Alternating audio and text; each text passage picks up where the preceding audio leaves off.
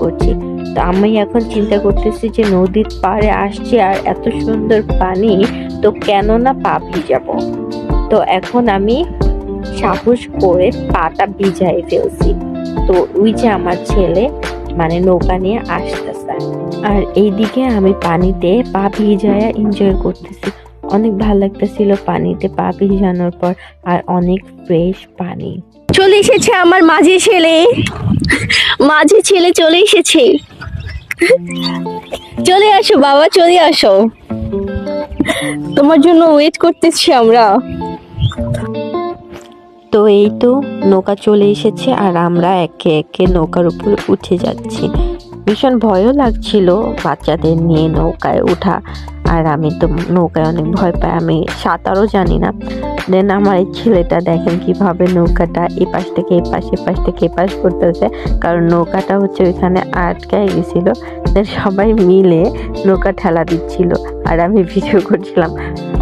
তো অবশেষে নৌকা চলতেছে, আর কি সুন্দর ফ্রেশ পানি দেখেন, অনেক ফ্রেশ পানি। আমি হচ্ছে লিটারেলি অনেক এনজয় করতেছিলাম, পা ভিজাচ্ছি, হাত ভিজাচ্ছি, অনেক মজা করতেছিলাম, ভিডিও করতেছিলাম, মানে অনেক ভালো লাগতেছিল।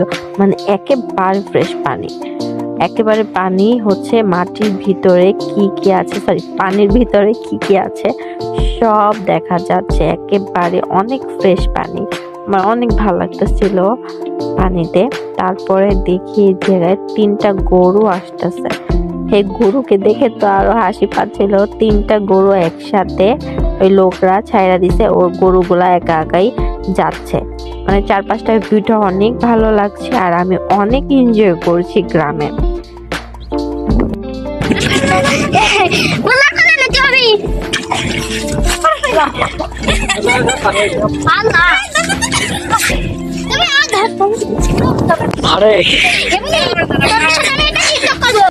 তো আপনারা বুঝতেই পারছেন আমি অনেক এনজয় করছি আর অনেক ভালো লাগতেছিল, অনেক হাসি খুশি ছিলাম, আর অনেক গ্রামটা অনেক ঘোরাঘুরি করছিলাম।